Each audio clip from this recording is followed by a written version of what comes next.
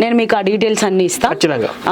So ఇప్పుడు ప్రవీణ్ గారి విషయం వచ్చేసరికి అది హత్య కాదు, యాక్సిడెంటే. అది యాక్సిడెంటల్ గా జరిగిందే కన్ఫామ్. అది ఇప్పుడు అందరికి అది కన్ఫామ్ అని చెప్పేసి, యాక్సిడెంట్ అని చెప్పేసి క్రిస్టియన్లు ఉన్న వాళ్ళందరూ కూడా రియలైజ్ అయిపోయారు.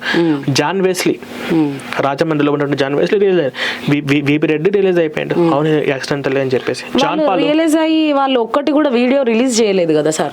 పరుపోతుంది కదా, కాదు పరుపోతుంది కదా, హత్య కాదు యాక్సిడెంటే అని. ఇప్పుడు నిన్న ఒక సభ జరిగింది, ఆ సభలో బీపీరెడ్ వచ్చిందా?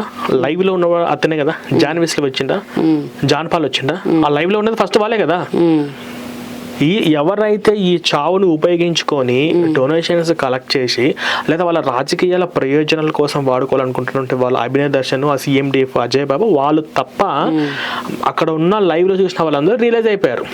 లేదా ఇంకొంతమంది క్రిస్టియన్స్ ని ఈ యొక్క సమాజం ఈ యొక్క అంశాలను రెచ్చగొట్టి, క్రిస్టియన్స్ అందరూ రెచ్చగొట్టి, హిందువుల మీదకి బుసిగొలిపి మత విద్వేషాలు రెచ్చగొట్టామనే ఆలోచన కలిగిన వాళ్ళు తప్ప మిగతా వాళ్ళందరూ తెలుసు.